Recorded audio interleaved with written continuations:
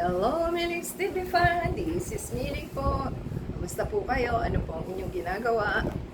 Sana po ay nasa mabuti silang kalagayan. Good morning, afternoon, good evening po kay saan kayong parte ng mundo. Hello po, this is Miling. So, tayo po ay busy today. At tayo po ay nagsidatingan ng ating mga staff ng delivery. So, hintayin po natin at napakabigat po. Grabe.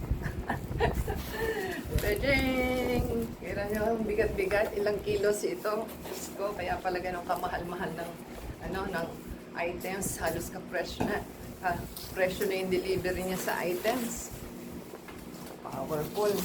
So, badly in need po ito. So, natagalan po sila sa delivery kasi Saturday ko pinurchase. Anong petsa na ngayon? Ito Saturday, Wednesday po. Diba? Powerful talaga. So, ang items po ay pinadala kay Lex. At ang items ay pinaiwan pa po tayo isang item. So, baka bukas po dumating. And kay Turby Enterprise po galing ang ating biniling items at 15 po ang isa, so isa dalawa. So 30 pieces po ito.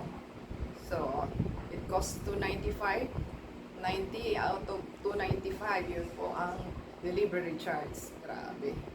So ating pong alamin.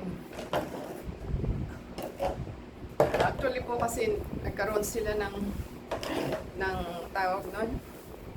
Nagkaroon po ng sudden po ang ating garbage. So no choice po tayo at tayo po ay tagasunod lamang. Binigyan pa po tayo ng gastusin. Anong gagawin na sa mga pinagbibili na plastic trash bag. Yan po, kaya hindi rin po maganda ang nag-i-stock kayo ng gusto at wala pong mangyayari sa ating stock. At ang hirap naman buksan. So, sabi ng delivery guy, kung merong return, huwag pong sirain at ibabalik po sa kanila ang plastic. Powerful. So, hindi natin mabuksan. Kailangan tayo po natin. So, hindi pa rin po natin mabuksan. So, puros ka plastic. Another plastic again. Iikot-ikot lang pala niya. Parang lang siya, cling wrap. Kaya ganon. Cling wrap lang ito. So, paikot-ikutin natin ngayon. So, ang isa po is 15 pieces. Ito po ay used sack. So, baba natin. So, ating pong tanggalin at ito po ay used sack. So, anong ini-expect mo is hindi siya brand new. So, pang garbage ko lang naman po ito. Pero, ang kagustuhan ko dito is napakalaki niya. O, diba? Hindi ko lang alam kung anong pinaggamitan. So, ano ba to? Hindi natin baka i-check po natin kung okay siya. So, ang size po nito is 106 by 106. So, malaki po siyang sako. So, tingnan po natin ang isa para po makita nila.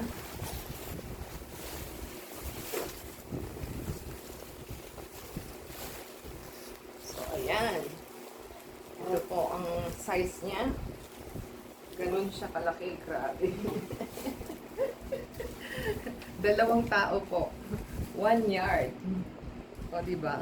1 yard po ito. Kaya lang, may mga damage na din siya. Kasi may damage din po. So, isa pa lang po yan. Sana ay, minimal lang ang damage.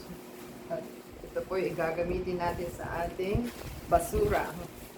So, ganun karami yung aking in-order dahil marami tayong garbage. So, atin po i-check at para makita po natin kung okay lahat. Tayo po natin. Ayan mga kamilings TV fan, ayan po yung dalawang set of orders. Ito po is 15 and 15. So 30 pieces po yan. Minimal lang naman po yung ang butas. So hindi naman kalakihan at okay pa rin po. So okay naman po yung ating stock na nakuha. Although minimal yung kanyang mga damage, pero useful pa naman po anyway, sa garbage lang naman po siya. So pagbukas mo ay talagang may amoy kang mamasa-masa pa po. Baka sa gravel and sand, ewan ko kung ano. Dapat talaga labahan yung isa para magamit. At ang dumi po sa kamay, so dapat ay mag-ugas o magmas sila. So thank you po sa seller at sa ating delivery guy, at nakahabol siya para sa deadline ng ating garbage stick for tomorrow. So happy na po tayo. Na-worry lang ako kasi alas 5 na hindi pa binibigay. So thank you po sa ating seller and delivery guy. Paki-support po sa ating video. Play po yung ating ads. Play din po ang ating video from beginning to end, and comment down below po sa ating items na nakita nila. And the same time, subscribe po sila sa ating channel, and paki-add po tayo sa ating Facebook, Twitter, TikTok, and Instagram. Until next time, God bless everyone.